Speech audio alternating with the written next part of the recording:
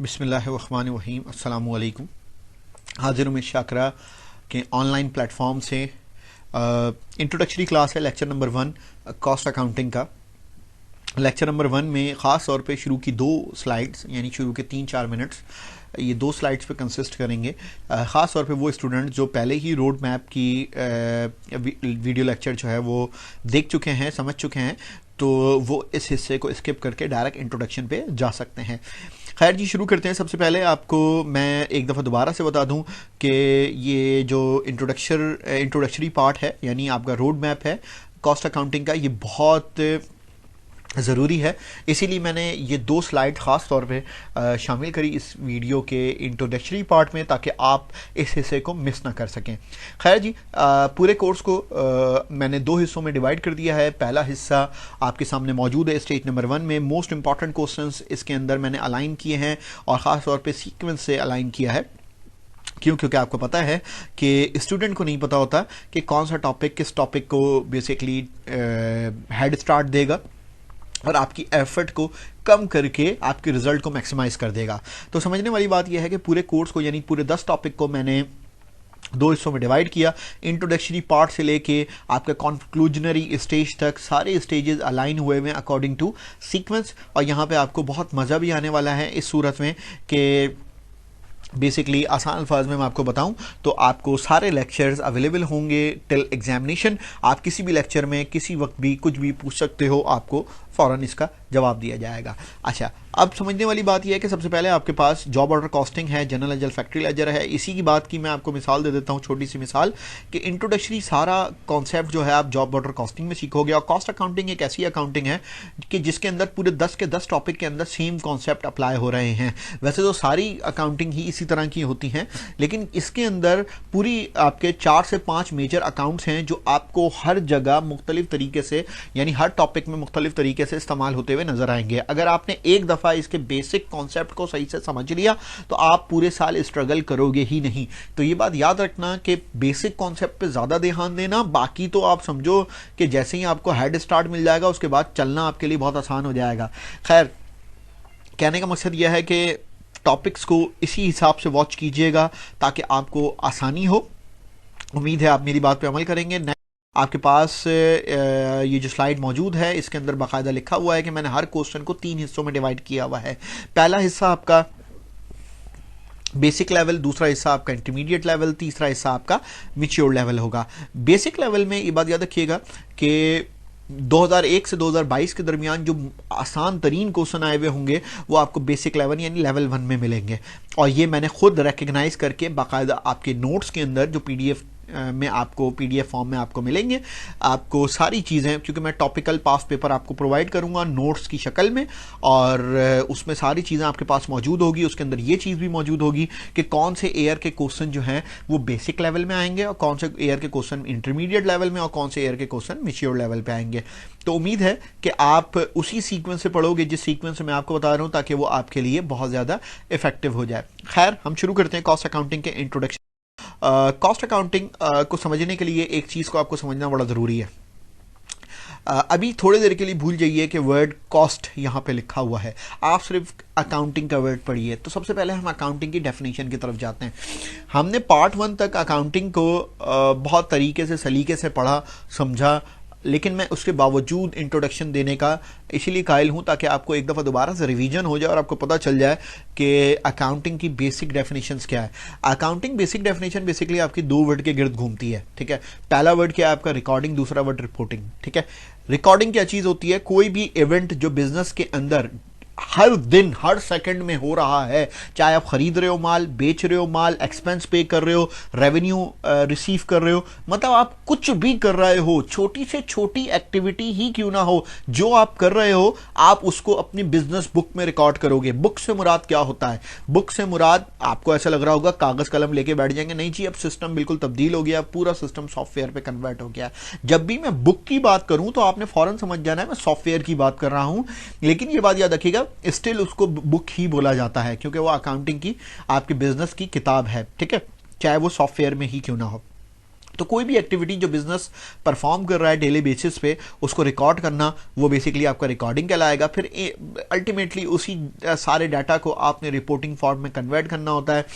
खैर, ये आपकी बेसिक अकाउंटिंग की डेफिनेशन है। मैं अकाउंटिंग को बेसिकली पता है क्या बोलता हूँ, पार्ट 1 तक अकाउंटिंग जो है ना, वो समझो एक तरह से आपका क्या है, एक ग्लास में या पानी है जो किसी भी शक्ल में मौजूद है। मतलब शक्ल से मुराद ये है, आप कप में डालोगे, कप की शक्ल अख्तियार कर जाता है पानी। आप बेसिकली किसी बर्तन में डालोगे, उस बर्तन की शक्ल अख्तियार कर जाता है पानी। पानी आप टंकी में, टैंक में डालोगे, उसकी शक्ल अख्तियार, मतलब पानी तो आपको पता ही है किसी भी शक्ल में कन्वर्ट हो जाता है। इसी तरह अकाउंटिंग है। अकाउंटिंग जो है वो बेसिकली पानी है, सही है। उस पानी में आप उसमें कॉस्ट के नाम का शरबत घोल दो या कॉस्ट के नाम की चीज मिला दो तो वो कॉस्ट अकाउंटिंग बन जाता है। उसके अंदर आप फाइनेंशियल लेवल की अकाउंटिंग को खोल दो, यानी उस कलर का कोई शरबत घोल दो तो वो उसकी शक्ल अख्तियार कर जाता है। तो ख्वाह आपको एक बात समझने में बड़ी आसानी होगी कि अकाउंटिंग जो है ये एक ऐसी माँ है जो अपने अंदर अपने सारे बच्चों को समा सकता है। जैसे कॉस्ट किसी भी कंपनी का सबसे अहम कंपोनेंट होता है, क्योंकि ये बात याद रखना, कॉस्ट अकाउंटिंग को समझाने से पहले मैं एक चीज को समझाना चाहूंगा कि किसी भी प्रोडक्ट की फाइनल प्राइस को कैलकुलेट करने से पहले हमेशा याद रखना कॉस्ट को इफेक्टिव बनाया जाता है। क्योंकि किसी भी माल को तुम बेचने के लिए मार्केट के अंदर जाओगे तो हमेशा याद रखना कि वो बिकेगा तो मार्केट लेवल से। मतलब अगर मार्केट प्राइस चल रही है एक कलम की 10 रुपये, तो आप ऐसा तो नहीं कर सकते ना कि आपने उसकी कॉस्ट, क्योंकि आप उसको बोलो कि मेरी कॉस्ट ज़्यादा आई है, मेरी कॉस्ट ही 12 रुपये आई है, तो आप मुझसे वही प्रोडक्ट जो है जो डॉलर बेच रहा है या दूसरे कोई पॉइंटर वगैरह जो है उसको बेच रहे हैं 15 रुपये का या 10 रुपये का, आप मुझसे उसको 20 रुपये में खरीदो। वो बोलेंगे क्यों खरीदूं भाई मैं, ये तो आपका काम है, आपने बेवकूफ़ों वाला काम किया, आपने रॉ मटेरियल महंगा लिया या आपने महंगी लेबर असाइन करी, इसमें हमारा क्या ताल्लुक है। तो बिल्कुल इसी तरह आपने जब मार्केट में कॉम्पीट करना है तो आपने अपनी कॉस्टिंग को बड़ा बेहतर रखना पड़ेगा।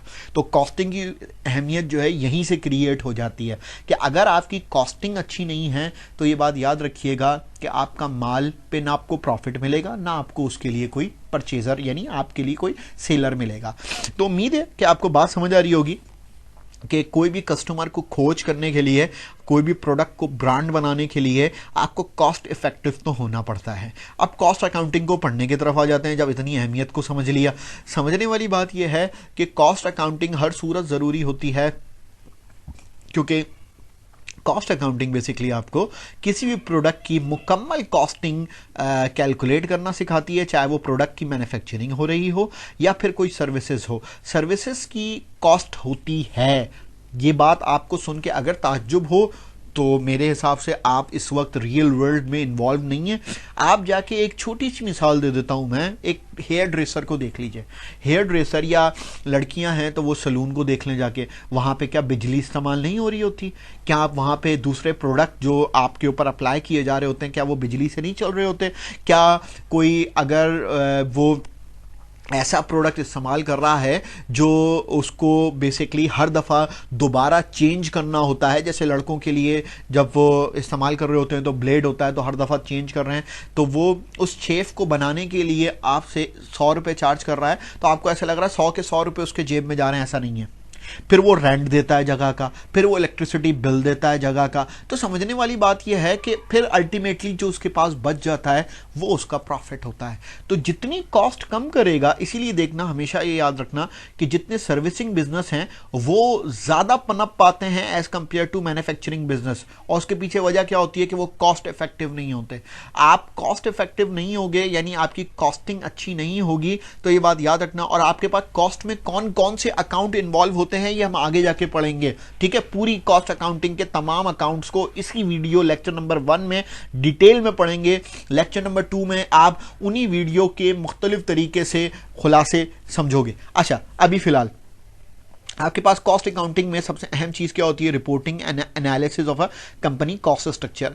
मैं अभी थोड़ी देर पहले भी बता चुका हूं कि सेल मतलब अगर फर्ज करो कोई एक पर्टिकुलर पेन 10 रुपए का बिक रहा है मार्केट में, ठीक है, तो लाजमी सी सूरतों में आपने उसकी कॉस्ट को जितना कम रखोगे उतना आपका प्रॉफिट मार्जिन बढ़ जाएगा, क्योंकि सेल का बेसिक फॉर्मूला ही यही है कि पहले कॉस्ट कैलकुलेट करो, कॉस्ट प्लस मार्जिन, दोबारा बोल रहा हूं, लिख लो अपने पास, नोट कर लो अपने पास, क्योंकि कलम और ये लिए बगैर, रजिस्टर लिए बगैर, रजिस्टर भी खास तौर पे फुल स्केप का लीजिएगा, क्योंकि मैं अपने तमाम स्टूडेंट्स को, खास तौर पे अकाउंटिंग के स्टूडेंट्स को ये रिकमेंड करता हूं ताकि आपका काम बाकायदा विजिबल हो, ठीक है। अच्छा, दूसरी चीज़, कैलकुलेटर लाजमी मौजूद हो, फुल स्केप का रजिस्टर मौजूद हो, और पास पेपर चाहो तो यूसुफीस का या इसका ले सकते हो।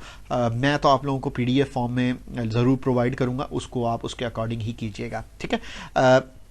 खैर, आपके पास जो बेसिक फार्मूला है वो क्या है सेल्स का, कि कॉस्ट प्लस मार्जिन, यानी जितनी आपकी कॉस्ट आएगी उसमें आप अपना प्रॉफिट, यानी मार्जिन मतलब प्रॉफिट रख के बेच दोगे। आपकी अगर एक कंपनी है, उसकी कॉस्ट आ रही है 6 रुपये और वो मार्केट में 10 रुपये का बेच रहा है, बेच सब 10 रुपये का रहे, सीधी बात, सही है, सीधी बात, नो बकवास। हर बंदा पेन इस वक्त 10 रुपये का बेच रहा है, लेट सपोज, हाइपोथेटिकल बात कर रहा हूं, ठीक है, 10 रुपये का बेच रहा है।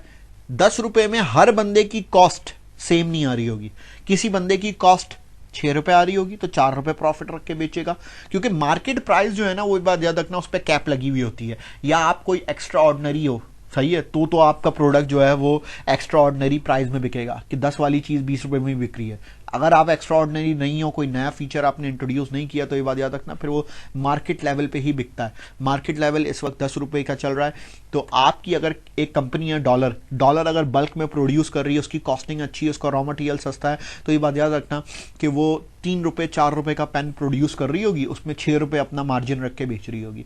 तो कॉस्ट जो है वो बड़ी अहम बेसिकली कंपोनेंट माना जाता है। सब किसी प्रोडक्ट को इंट्रोड्यूस करने से पहले उसकी फिजिबिलिटी, उसका सारा रोड मैप, और तीसरी सबसे अहम चीज क्या होती है, रोड मैप में ही शामिल होती है, लेकिन मैं आप लोगों को अलग से बता दे रहा हूं, कॉस्टिंग, कि आप किस मार्केट में बेचोगे, क्या टारगेट मार्केट होगी मेरी इस प्रोडक्ट की, पर्टिकुलर प्रोडक्ट की, किसी भी पेन की, जो पेन को मैं इंट्रोड्यूस कर रहा हूं। अगर वो पेन 100 रुपए का तैयार कर रहा हूं मैं, उसको मैंने 150 रुपए या 200 रुपए का बेचना है अपना प्रॉफिट मार्जिन रख के, तो लाजमी सी बात है कि मैं उसको नॉर्थ कराची या मैं उसको छोटे किसी इलाके में नहीं बेचूंगा। छोटा इलाका, माजरत के साथ, मैं खुद भी नॉर्थ कराची में रहता हूं, तो कहने का मकसद ये है कि मैं हरगिज़ मतलब उस तरीके से नहीं बोल रहा।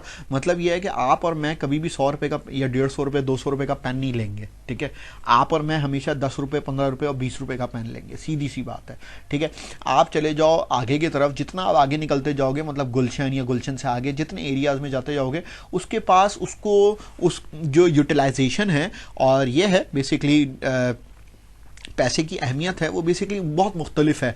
हमारे यहाँ पैसे की अहमियत जो है वो बड़ी मुख्तलिफ है। हम 100 रुपये को 100 रुपये नहीं देखते, 100 रुपये में 100 रुपया यानी एक एक रुपये शामिल है उसके अंदर, यानी आप उसमें एक एक रुपये करके चेक करो तो 100 रुपये बनता है, जाके 100 दफ़ा एक एक रुपये काउंट करोगे तो 100 रुपये बनेगा। हम लोग इस तरीके से काउंट करते हैं क्योंकि हमारे पास रिसोर्सेज थोड़े कम हैं। लेकिन उसी तरह आप आगे चले जाओ, गुलशन या उनसे इलाके जो अतराफ में इलाके हैं, आगे जाते जाओ DHA तक, तो आपको एक चीज़ समझ आएगी कि बेसिकली इनके पास जो पैसे की वर्थ है और इनके पास जो पैसा है, रिसोर्सेज हैं, वो ठीक ठाक हैं, तो ये 200 रुपये का पेन भी अफोर्ड कर सकते हैं। इनके लिए वो 20 रुपये और 200 रुपये सेम ही है, इनको कोई मसला नहीं होता। तो वो प्रोडक्ट की जो टारगेट मार्केट होगी, वो जो 200 रुपये वाला प्रोडक्ट है, उसकी टारगेट मार्केट मुख्तलिफ होगी। तो समझने वाली बात यह है कि कॉस्ट अकाउंटिंग आपको बताता है कि आपकी मार्केट कौन सी होगी, कॉस्ट अकाउंटिंग आपको बताता है कि आप कितना प्रॉफिट आगे बुक कर सकते हो। क्यों? क्योंकि आपकी अगर कॉस्ट एफिशिएंट है, कॉस्ट बहुत बेहतरीन है, तो ये बात याद रखना कि आपका प्रॉफिट मार्जिन बढ़ जाता है। उम्मीद है आपको ये बात समझ आई होगी। नेक्स्ट हम आगे चलते हैं और मालूम करते हैं कॉस्ट अकाउंटिंग और फाइनेंशियल अकाउंटिंग में फ़र्क क्या है। हम तो पार्ट 1 में फाइनेंशियल अकाउंटिंग यानी प्रिंसिपल ऑफ फाइनेंशियल अकाउंटिंग पढ़ते हुए आए हैं। फाइनेंशियल अकाउंटिंग तो मास्टर्स वगैरह में पढ़ा जाता है, ठीक है जी, ये भी बात समझ आ गई। प्रिंसिपल ऑफ फाइनेंशियल अकाउंटिंग पढ़ के आए, मतलब है तो फाइनेंशियल अकाउंटिंग ही ना, मतलब उसके प्रिंसिपल्स पढ़ के आए।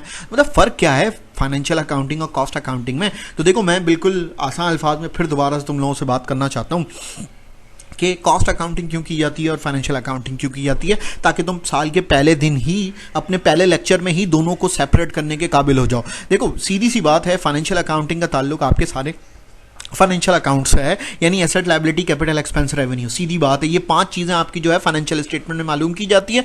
2 हिस्सा आपका जो है इनकम स्टेटमेंट में मालूम किया जाता है, यानी एक्सपेंस और इनकम, और 3 हिस्सा आपका बैलेंस शीट में मालूम किया जाता है, यानी fundamental accounting equation, asset, liability और कैपिटल। इसका वजह क्या है सर? घुमाए मत, आप सिर्फ ये बता दें क्यों की जाती। सीधी सी बात है भाई, एक तो फाइनेंशियल डाटा रिकॉर्ड करने के लिए, पहली चीज लिख लो अपने पास, पहली चीज, पहला पॉइंट, फाइनेंशियल डाटा रिकॉर्ड करने के लिए कि आपको साल, यानी आप 10 साल बाद भी उठा के देखो तो आपको पता चल जाएगा 10 साल पहले मेरी फाइनेंशियल पोजीशन क्या थी, सीधी बात है, और सारा डाटा मेरे पास पैटर्नाइज तरीके से रिकॉर्ड हो। सही है। दूसरी चीज़, मुझे यही फाइनेंशियल स्टेटमेंट ना इनकम टैक्स के लिए जमा करानी होती है एफबीआर के पास, पाकिस्तान में एफबीआर के पास जमा करानी होती है, सबको पता है ये बात। तो कंपनीज के ऊपर बाकायदा इल्ज़ाम भी लगता है कि यार इस फलां कंपनी ने, एक्स कंपनी ने टैक्स चोरी करने के लिए अपनी इनकम कम दिखाई। तो इनकम को पहले उसने रिकॉर्ड किया होगा ना, तो वो किस फॉर्मेट में रिकॉर्ड करेगा? लाजमी सी बात है कि फाइनेंशियल स्टेटमेंट में रिकॉर्ड करेगा। तो अब बात समझ आ रही होगी कि क्यों रिकॉर्ड किया जाता है, कि साल के आखिर में आपने अपनी आमदनी के मुताबिक ही, यानी जो आपने कमाया पूरे साल, जो पूरे साल कमाई की करोड़ों रुपए, अरबों रुपए, उसके ऊपर टैक्स भी तो देना है एफबीआर को। तो उसको जब तक कंपाइल नहीं करोगे, हर ट्रांजैक्शन को रिकॉर्ड नहीं करोगे और फिर आखिर में उसको बेसिकली कन्वर्ट नहीं करोगे बेसिकली रिपोर्टिंग फॉर्म में, यानी फाइनेंशियल स्टेटमेंट में, तब तक कैसे टैक्स दोगे यार, खुद बताओ। तो इसीलिए हमेशा फाइनेंशियल स्टेटमेंट तैयार की जाती है, कंपाइल की जाती है, ताकि कंपनी के पास डाटा मौजूद रहे, और दूसरी पर्पज़ ये होता है कि एफबीआर को जमा कराया जा सके। आगे चलते हैं, कॉस्ट अकाउंटिंग में क्या फ़र्क है। और इसमें मैंने देखो थोड़ी देर पहले भी तुम लोग को ये बात बताई थी, समझाई थी कि देखो इसका मेन ऑब्जेक्टिव कॉस्ट अकाउंटिंग का एक ही है, ताकि कॉस्ट उसकी कैलकुलेट किया जाए, फिक्स किया जाए सेलिंग प्राइस। अब ये तो नहीं हो सकता ना मेरे भाई कि आज आप जाओ अंडे का एक रेट है, कल आप जाते हो अंडे का दूसरा रेट है, तो आप परेशान हो जाते हो। लेकिन कंपनीज, जब आप परेशान होते हो ना, तो ये बात याद रखना कि ये तो वैसे भी एक ऐसा प्रोडक्ट है जिसका कोई सब्स्टिट्यूट नहीं है, ठीक है। अंडे का हो गया, दूध का हो गया, आटे का हो गया, चीनी का हो गया, तो इसमें इतना ज़्यादा इम्पैक्ट नहीं आता। लेकिन ये बात याद रखना, रोज़ाना प्राइस चेंज हो रही होती है। जैसे अभी पिछले 1 साल में, 2 साल में रोज़ाना प्राइस चेंज होती थी मोर और लेस, हर हफ्ते या हर महीने, तो लोग जो है परेशान हो जाते थे।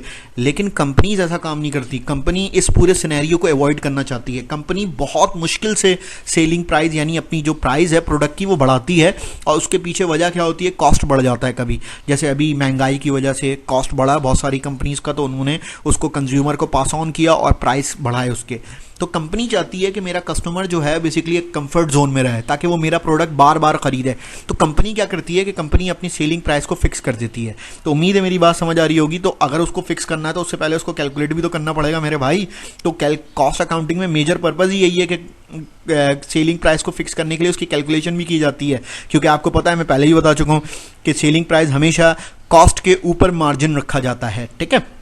फिर प्रॉपर रिकॉर्डिंग की जाती है इन चीज़ों की, वो तो आपको पता ही, अकाउंटिंग की बेसिक डेफिनेशन ही है ये रिकॉर्ड करना प्रेजेंटेशन ऑफ डाटा के लिए, ठीक है। ताकि एक और मेजर और सबसे अहम चीज़, जो आपकी एफिशिएंसी है वो बढ़ाई जा सके, आपके कॉस्ट को कंट्रोल किया जा सके, और कॉस्ट को रिड्यूस करने के साथ साथ प्रॉफिटेबिलिटी को बढ़ाया जाए। एक एग्जाम्पल, आखिरी एग्जाम्पल दूंगा और फिर आगे की तरफ जाएंगे, ठीक है।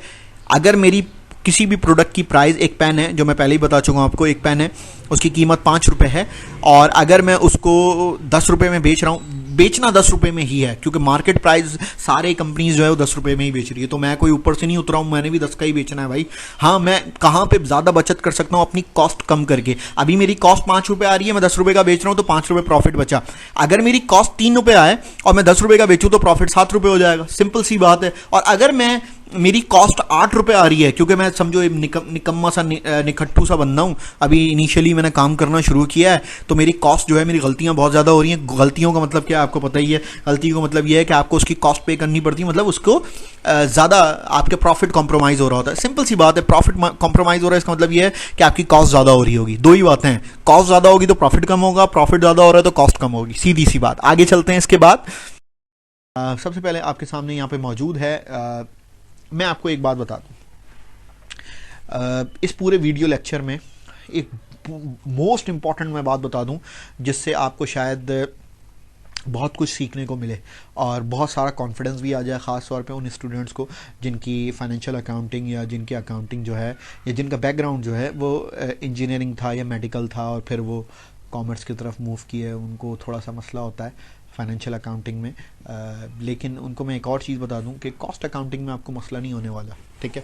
खैर, फाइनेंशियल अकाउंटिंग में पढ़ा रहा होता हूं तो मैं तो सवाल को तोड़ के और बड़ा इफ़ेक्टिव बना के करवा रहा होता हूं, तो अल्हम्दुलिल्लाह अभी तक तो अल्लाह पाक ने बड़ा असर रखा हुआ है, कि अल्लाह पाक ने तासीर रखी हुई है कि बच्चे को समझ आ जाता है, डिलीवर हो जाता है, इंशाल्लाह आगे भी रखेगा। खैर, हम टॉपिक पे आते हैं, major account of cost accounting. Cost accounting के बेसिकली जो मैं बात बताना चाह रहा था आपको ये थी कि पूरी कॉस्ट अकाउंटिंग के जितने भी अकाउंट्स हैं वो आपके सामने मौजूद हैं, ठीक है। बच्चे को सुन के हैरत होगी कि सिर्फ यही अकाउंट्स इन्वॉल्व होंगे। बिल्कुल यही अकाउंट्स इन्वॉल्व होंगे। इसलिए तो मैं अभी थोड़ी देर पहले कह रहा था कि कॉस्ट अकाउंटिंग बहुत आसान है। कॉस्ट अकाउंटिंग किसी भी डायरेक्शन में जाएगा उसमें यही 3 अकाउंट्स के ऊपर बात की जा रही होगी, जिसको मैं बिल्कुल डिस्क्रिप्शन वीडियो, आपका वीडियो लेक्चर थोड़ा लंबा होगा, आपको देखने में आप थोड़े से बोर हो जाओगे क्योंकि इतना सारा आपको कॉन्सेप्ट और इतनी सारी बातें एक साथ सर कर रहे हैं, मतलब क्या हो गया सर को यार। खैर, लेकिन मेरी मजबूरी, और आप जो है वो अपना ज़रूरत समझिए, क्योंकि पढ़ के आगे बढ़िए, जल्दी जल्दी सारे काम करिए, ख़ास तौर पे लड़के, क्योंकि आपको पता ही है कि जॉब्स भी बड़ी कम है और साथ साथ जो है वो बेसिकली अब बच्चों के पेपर बहुत ज़्यादा रुक रहे होते हैं अकाउंटिंग और बाकी सारी चीज़ों के बीकॉम में, जिस एडीसी में, जिसकी वजह से बच्चा जो है बड़ा परेशान होता है। खैर, मैं अभी आपको ये बता दूं कि मेजर अकाउंट्स आपकी कॉस्ट अकाउंटिंग के सिर्फ यही हैं, ठीक है। अब मैं इसको बारी बारी एक्सप्लेन करूँगा, वीडियो थोड़ी लंबी होगी, वीडियो लेक्चर, लेकिन इसको कोशिश कीजिएगा मुकम्मल तौर पे देखें, क्योंकि अगर आपने इसको सही से समझ लिया, 1 से 2 मरतबा इन वीडियो लेक्चर्स को सही से देख के समझ लिया, तो ये बात याद रखिएगा, आपका कॉन्सेप्ट बड़ा निखर जाएगा, बिल्कुल समझो हीरा हो जाएगा कॉन्सेप्ट, अल्लाह के हुक्म से। खैर, हम पहला देखते हैं। सबसे पहले देखो, ये बात याद रखना कि आपके पास टोटल मेजर अकाउंट जो है वो कॉस्ट अकाउंटिंग में बस यही 3 हैं, मटीरियल, लेबर और फैक्ट्री ओवरहेड। नए अकाउंट हैं बिल्कुल, फाइनेंशियल अकाउंटिंग में इनको करीब करीब से भी नहीं पढ़ा, ठीक है, क्योंकि ये कॉस्ट अकाउंटिंग है। तो कॉस्ट अकाउंटिंग में सिर्फ उन्हीं अकाउंट्स को पढ़ा जाता है जिनका ताल्लुक या जो अकाउंट रेलेवेंट हैं टू कॉस्ट अकाउंटिंग, ठीक है। पहला आपका मटेरियल आपका 2 तरीके का होगा। अभी हम आगे इसकी बाय डेफिनेशन भी पढ़ेंगे और सारे कॉन्सेप्ट को पढ़ेंगे। अभी फ़िलहाल हम इसको देख लेते हैं कि मटेरियल लाजमी सी बात है। रॉ मटेरियल आपका जो रॉ मटेरियल बोला जाए, बात एक ही है। रॉ मटेरियल किसी भी प्रोडक्ट को तैयार करने के लिए कोई भी रॉ मटेरियल दरकार हो सकता है, अब चाहे वो डायरेक्ट हो या इनडायरेक्ट हो, वो आपका मटेरियल ही कहलाता है, ठीक है। इसी तरह आपका लेबर है। लेबर भी 2 तरीके में, 2 कैटेगरी में कैटेगराइज होता है। लेबर आपका जो भी फैक्ट्री के अंदर घूम रहा है वो आपका लेबर है, सीधी सी बात है, चाहे वो प्रोडक्शन कर रहा है, चाहे वो प्रोडक्शन नहीं कर रहा, चाहे वो सिक्योरिटी गार्ड ही क्यों ना हो, फैक्ट्री में जो भी मौजूद है वो सब लेबर है। ये बात की बात है कि उसको 2 हिस्सों में तोड़ा जाता है, वो अभी हम बाय डेफिनेशन पढ़ेंगे तो हमें समझ आ जाएगा। फिर फैक्ट्री ओवरहेड्स आपके इनडायरेक्ट जितने एक्सपेंसेस हैं उनको सबको जो है वो बेसिकली फैक्ट्री ओवरहेड कहा जाता है। यानी मटेरियल, लेबर, फैक्ट्री ओवरहेड, ये 3 ऐसे अकाउंट हैं जिनको हम पूरा डिस्क्रिप्शन से पढ़ेंगे और हमें ये चीज़ समझने में भी मदद मिलेगी कि मटेरियल क्या होता है और कितने तरीके का होता है, लेबर कितने तरीके का होता है और फैक्ट्री ओवरहेड कितने तरीके का होता है। ये 3 मेजर अकाउंट हैं जो आपकी अकाउंटिंग में आपने पढ़ने हैं। खैर, अभी चलते हैं पहले अकाउंट की तरफ। और अच्छा जी, अब सबसे पहले हमने इस करंट स्लाइड में 2 आपके पास मेजर कॉन्सेप्ट मौजूद है। पहला आपके पास जो मौजूद है वो डायरेक्ट मटेरियल का है, दूसरा जो मौजूद है वो इनडायरेक्ट मटेरियल का है। मैं आपको ये चीज़ समझाता चलूँ कि मैं इसको कोई टेक्निकल डेफिनेशन की तरफ नहीं जाता, मैं बिल्कुल ले मैन के लिए भी आसान, मतलब बिल्कुल आसान ज़बान में, मतलब कोई एक ले मैन जो है जिसका बैकग्राउंड कॉमर्स ना भी हो उसको भी समझाना चाहता हूँ। तो मैं उसकी कोई टेक्निकल डेफिनेशन नहीं देता, बस एक लाइन में आपको जवाब दे देता हूँ। लेट्स सपोज आपके पास जो आप टी शर्ट पहने हुए हो, आप सिर्फ उसको एक दफ़ा देखो, देखने के बाद एनालिसिस करो कि इसके ऊपर क्या क्या प्रोडक्ट लगा हुआ है, मतलब जो आपको नेक्ड आई से नजर आ जाए वही प्रोडक्ट आपका डायरेक्ट मटेरियल होता है। एग्जाम्पल ये है सर कि आप जो टी शर्ट पहने वो या शर्ट पहने वो, उसको एक दफ़ा गौर से देखो, कपड़ा इस्तेमाल हुआ है, वो कपड़ा आपका डायरेक्ट मटेरियल है।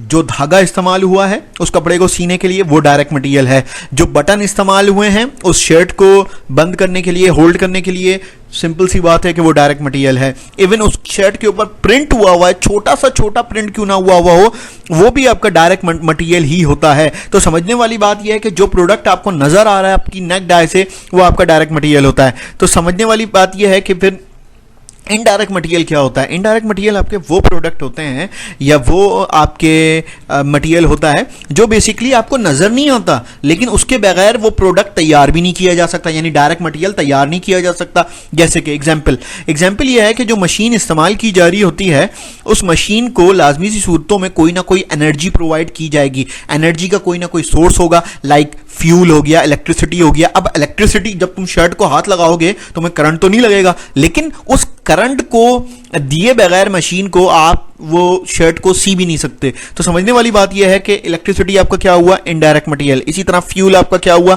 Indirect material. कोई भी ऐसा प्रोडक्ट जो आपके फाइनल प्रोडक्ट में नजर नहीं आ रहा लेकिन वो इस्तेमाल लाजमी किया गया है। एक और एग्जांपल मैंने नीचे दी हुई है, हैंड ग्लव्स। आप देखते हो कि बेकरी आइटम जब तैयार किए जाते हैं तो डिस्पोजेबल से जो है वो हैंड ग्लव्स इस्तेमाल किए जाते हैं। किसकी तरफ से भाई, ये जो बेकरी में काम कर रहे होते हैं शेफ वगैरह वो इस्तेमाल कर रहे होते हैं, डिस्पोजेबल से बेसिकली हैंड ग्लव्स होते हैं। वो हैंड ग्लव्स क्या हैं, वो हैंड ग्लव्स बेसिकली हाइजीन और अनहाइजीन प्रोडक्ट को सेपरेट करता है। क्योंकि लाजमी सी बात है, अब तो ये लाजमी आंसर हो गया है। तो जब इसको इस्तेमाल किया जाएगा, ये कॉस्ट वो कहां से रिकवर करेंगे, वो किस चीज के लिए हैंड ग्लव्स को इस्तेमाल कर रहे हैं? तो जवाब ये है कि बेसिकली वो केक को तैयार करने के लिए इस्तेमाल कर रहे हैं। केक में तो आपको क्रीम मिल रही है, स्पंज मिल रहा है और दूसरी चीजें मिल रही हैं आपको, जो आपको नजर आ रहा है, जो आपको टेस्ट कर पा रहे हो, वो डायरेक्ट मटेरियल है जिसको आप नहीं देख पाए लेकिन वो इस्तेमाल हुआ है और उसी प्रोडक्ट के लिए इस्तेमाल हुआ है, तो वो इनडायरेक्ट मटेरियल कहलाता है।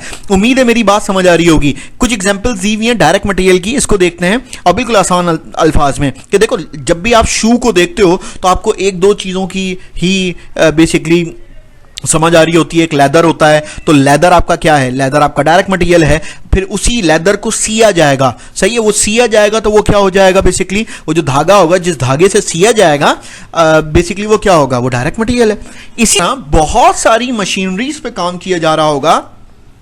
शू की पहले लेदर जो है रॉ शक्ल में होगा, उस रॉ शक्ल को कन्वर्ट किया जाएगा किसमें भाई, शू में। तो लाजमी सी बात है कि उसको मशीनरी इस्तेमाल की जाएगी, तो वो मशीनरी किसी ना किसी एनर्जी से चलेगी। फ्यूल हो गया, इलेक्ट्रिसिटी हो गया, वो इलेक्ट्रिसिटी या फ्यूल क्या है आपका, इनडायरेक्ट मटेरियल। सिंपल सी बात है। इसी तरह जब ग्लास मिरर तैयार किया जा रहा होता है तो ये बात याद रखना कि जो शीशा होता है वो तो डायरेक्ट मटेरियल है, लेकिन उसके पीछे जो जो प्रोडक्ट इस्तेमाल किए जा रहे हैं लेकिन वो फाइनल प्रोडक्ट में यानी शीशे में नजर नहीं आ रहे, ये बात याद रखना, वो इनडायरेक्ट मटेरियल होगा। लेकिन जो शीशा आपको नजर आ रहा है वो डायरेक्ट मटेरियल है। सिंपल सी बात है, आसान सी बात है। आगे चलते हैं।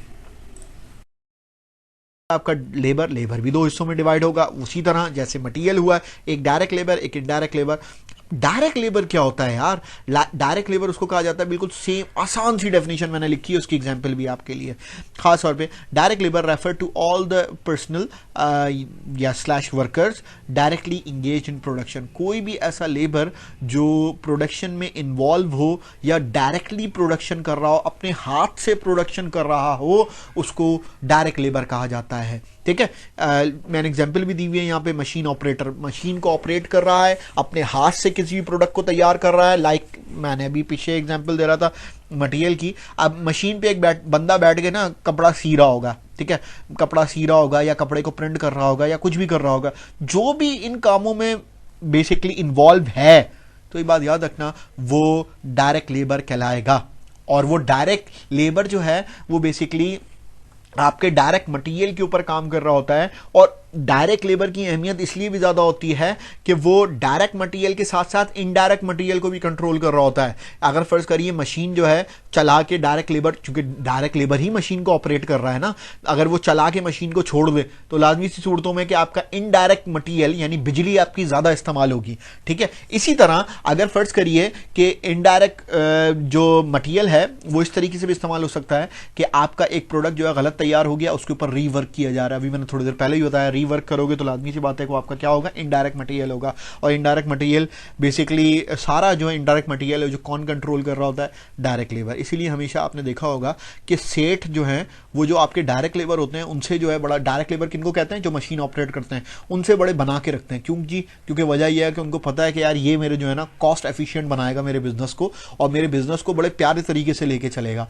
अगर मैं इनसे लड़ूंगा तो ये उल्टा मेरे से जो है ना वो मसला करेंगे। मैं आपको अपनी स्टूडेंट की एक एग्जांपल बता देता हूँ जिसमें मैंने बाद में बैठ के उसको समझाया भी था। मुझे बताता है कि सर मैं जो है ना वो पिज़्ज़ा स्पाइस या पिज़्ज़ा मैं कौन सा है एक चेन, उसमें वो बता रहा था कि मैं मैक्स में या किस में काम करता हूँ। मैंने अपने ओनर को, मैं पूरा बेसिकली उसका ओवन वगैरह संभालता हूँ, सारी चीज़ें, मतलब ओवन संभालता हूँ, मतलब प्रोडक्शन संभालता हूँ। प्रोडक्शन संभालना मतलब मशीन ऑपरेटर, मतलब डायरेक्ट लेबर। ठीक है, तो बोला है कि मैं सर प्रोडक्शन करता हूँ उसकी। अब मुझे जो है ना उन्होंने बाकायदा सारी चीज़ें बता के दी हुई है कि आपने लार्ज पिज़्ज़ा बनाना है तो कितना चीज़ इस्तेमाल करनी है, कितना मीट इस्तेमाल करना है, सारी चीज़ें सब कुछ ना। मैंने उनको सैलरी बढ़ाने का बोला, समाओ मुझे कुछ इश्यूज आए, पेट्रोल बढ़ गया, दूसरी चीज़ें हो गई, नहीं बढ़ा रहे। तो मैंने उनको बोला यार मुझे बढ़ा दो, मैं सारे काम कर दूंगा, जैसा तुम बोलोगे वैसा कर दूंगा, लेकिन पैसे तो बढ़ा दो। तो उन्होंने मना कर दिया। बोले हम लोगों को गुस्सा आया, सब ने मिल के एका किया, जितने डायरेक्ट लेबर थे सब ने मिल के जो है ना इनको नुकसान करना शुरू कर दिया। मतलब किस तरीके से नुकसान करना शुरू कर दिया जी, हमारे हाथ में होता है सारा घी हो गया, दूसरी चीज़ें हो गई, तेल वेल घी वी ये वो चीज़ वगैरह, बोलने हमने जो है ना गटर में बहाना शुरू कर दिया, जिसके ऊपर मैंने उसको खैर सख्त तंबी की। तो इस चीज़ से मुझे डेफिनेशन और डायरेक्शन मिला बच्चे को समझाने के लिए। मैं हर साल इस चीज़ को बड़ा कोट करता हूँ, उसकी बात कि डायरेक्ट लेबर से बना के रखना बड़ा ज़रूरी होता है। आप देखो उसने कॉस्ट जो है, जब वो उस चीज़ को बहा देगा या ज़ाया कर देगा, खैर रिस्क को तो ज़ाया करना नहीं चाहिए, बहा देगा तो ये बात याद रखना कॉस्ट बढ़ जाएगी। तो इसीलिए हमेशा डायरेक्ट लेबर की जो मशीन को ऑपरेट कर रहा होता है बड़ी अहमियत होती है बिजनेस के अंदर। डायरेक्ट लेबर से डायरेक्ट हुए हुए होते हैं कौन? सेठ। सेठ अपने बाप को मुंह ना लगाए, सेठ जो है वो डायरेक्ट लेबर से बाकायदा बेटा बेटा करके बात कर रहा होता है। तो आप सोच सकते हो, समझ सकते हो कि उसकी अहमियत कितनी ज़्यादा है। एक तो उसका रिप्लेस करना बड़ा मुश्किल हो जाता है, उसको रिप्लेस करना, क्योंकि पूरे सिस्टम को समझा हुआ है, नया बंदा आएगा, नया बंदा दोबारा से समझेगा, बड़ा मुश्किल हो जाता है। तो उसको रिप्लेस करने का वो सोचते भी नहीं है, वो बोलते हैं भाई जैसा चल रहा है चलने दे भाई, ठीक है। तो ये बात याद रखिएगा कि जो मशीन ऑपरेट कर रहा होता है उसके ऊपर सारे, यानी जो आपके फैक्ट्री ओवरहेड्स हैं वो सारे कौन कंट्रोल कर रहा होता है? Direct labour. अब आ जाओ इनडायरेक्ट लेबर की तरफ। इनडायरेक्ट लेबर आपके कौन से होते हैं? सर आपने ये तो बता दिया कि जो मशीन ऑपरेट कर रहा होता है, जो प्रोडक्शन कर रहा होता है अपने हाथ से, वो बेसिकली जो है वो डायरेक्ट लेबर है। तो इनडायरेक्ट लेबर कौन होगा सर? इनडायरेक्ट लेबर बेसिकली कहा जाता है उस बंदे को जो फैक्ट्री में मौजूद तो हो लेकिन उसका प्रोडक्शन से डायरेक्टली कोई ताल्लुक ना हो। फैक्ट्री में तो जो बंदा मौजूद होगा वो लेबर तो होगा, ठीक है, लेबर होगा, लेकिन लेबर दो हिस्सों में बटेगा, direct labour, indirect labour. Direct labour वो है जो बेसिकली अपने हाथ से प्रोडक्शन कर रहा है, इनडायरेक्ट लेबर वो है जो प्रोडक्शन अपने हाथ से नहीं कर रहा लेकिन वो मदद कर रहा है। किसकी मदद कर रहा है? डायरेक्ट लेबर की, ताकि वो आसानी से काम कर सके। Example, factory manager. फैक्ट्री में बेसिकली आप सोचो मशीन ऑपरेटर से ऊपर जो है वो फैक्ट्री मैनेजर होता है। फैक्ट्री ऑपरेटर से ज्यादा तनख्वाह फैक्ट्री मैनेजर की होती है, ज्यादा पावरफुल फैक्ट्री मैनेजर होता है, लेकिन ये इनडायरेक्ट लेबर है। तो समझने वाली बात यह है कि डेफिनेशन सिंपल सी है कि जो भी डायरेक्ट प्रोडक्शन से इन्वॉल्व नहीं होगा वो इनडायरेक्ट लेबर होगा, ठीक है। यानी फैक्ट्री मैनेजर तो प्रोडक्शन को देख रहा है लेकिन प्रोडक्शन कर तो नहीं रहा, तो ये क्या हुआ आपका? Indirect labour. फिर फैक्ट्री प्यून, प्यून जो है चाय बना के दे रहा है या कुछ भी करके दे रहा है, ठीक है, वो आपका क्या हुआ? वो आपका जो है वो फैक्ट्री इनडायरेक्ट लेबर हुआ। फिर इसी तरह फैक्ट्री का सिक्योरिटी गार्ड हो गया। सिक्योरिटी गार्ड आपका कोई प्रोडक्शन तो नहीं कर रहा लेकिन सिक्योरिटी दे रहा है वो फैक्ट्री को। तो समझने वाली बात यह है कि फैक्ट्री के फ्लोर पे, फैक्ट्री की ज़मीन पे जो भी मौजूद है वो सब आपका जो है वो इनडायरेक्ट लेबर है, माँ सिवाय कुछ लोगों के जो मशीन को खुद ऑपरेट कर रहे हैं, अपने हाथ से प्रोडक्शन कर रहे हैं, अपने हाथ से मशीन को चला रहे हैं, वो आपका डायरेक्ट लेबर होगा। उम्मीद है ये बात समझ आई होगी कि डायरेक्ट लेबर क्या है, इनडायरेक्ट लेबर क्या है। उम्मीद है ये बात समझ आई होगी डायरेक्ट मटेरियल क्या है, इनडायरेक्ट मटेरियल क्या है। आगे चलते हैं। फैक्ट्री ओवरहेड अप्लाइड क्या है, फैक्ट्री ओवरहेड कॉस्ट क्या है। अभी मैंने थोड़ी देर पहले भी समझाया कि फैक्ट्री ओवरहेड आपका क्या होता है। फैक्ट्री ओवरहेड आपका इनडायरेक्ट जितने भी एक्सपेंसेस हैं वो सारे कंट्रोल कर रहा होता है। इनडायरेक्ट जितने भी एक्सपेंसेस हैं वो सब आपके जो है वो फैक्ट्री ओवरहेड कहलाएंगे। फैक्ट्री ओवरहेड अप्लाइड क्या है? अप्लाइड बेसिकली मैं आपको आसान अल्फाज में बताऊँ, अप्लाइड उसको कहा जाता है कि जब कोई भी ऑर्डर बुक किया जाता है, ख़ास तौर पे जब फ़र्ज़ करिए कि मैं किसी भी प्रोडक्ट को ख़रीदने के लिए गया जिसका रॉ मटेरियल मौजूद है उनकी फैक्ट्री में, और मैंने उनसे पूछा यार कि ये फ़लाँ प्रोडक्ट कितने का मिलेगा। तो उन्होंने पूछा कि सर आप कितनी क्वांटिटी लेंगे, हमको पता है हमारे यहाँ का दस्तूर क्या है डीलिंग का। वो बोलते हैं आप कितनी क्वांटिटी लेंगे, तो मैंने उनको बता दिया कि सर मैं जो है 500 चेयर ले लूँगा। तो उन्होंने सबसे पहले कैलकुलेट करना है यार मेरा डायरेक्ट मटेरियल कितना लगेगा, मेरा डायरेक्ट लेबर कितना लगेगा, और फैक्ट्री ओवरहेड अप्लाइड कितना लगेगा। अप्लाइड का मतलब क्या होता है? अप्लाइड का मतलब होता है कि फैक्ट्री ओवरहेड जब मैं ऑर्डर ले रहा हूँ तो मुझे नहीं पता कि कितना लगेगा, लेकिन मैंने लास्ट ईयर का मैंने एक्सपीरियंस चेक किया अपना कि लास्ट ईयर मेरा या लास्ट पीरियड या लास्ट टाइम मेरा या लास्ट मंथ मेरा फैक्ट्री ओवरहेड। फैक्ट्री ओवरहेड में क्या क्या शामिल होता है आपका? जो इनडायरेक्ट होता है, इनडायरेक्ट में इनडायरेक्ट मटेरियल हो गया, इनडायरेक्ट लेबर हो गया, ये सारी चीजें बल्कि शामिल होती हैं जो आपकी इनडायरेक्ट है। लाइक मैं आपकी एग्जांपल देता हूँ, बिजली का बिल। बिजली का बिल मेरे एक चेयर पे कितना लगा था जी? 50 रुपए का। तो मैंने अभी अप्लाई कर दिया 50 रुपए। ज्यादा भी आ सकता है, कम भी आ सकता है, ये बात याद रखिएगा। बिजली का बिल आपको खुद भी पता है, आपके घर में सेम बिल नहीं आता होगा, कभी ज्यादा आता होगा कभी कम आता होगा, ये तो फैक्ट्री है।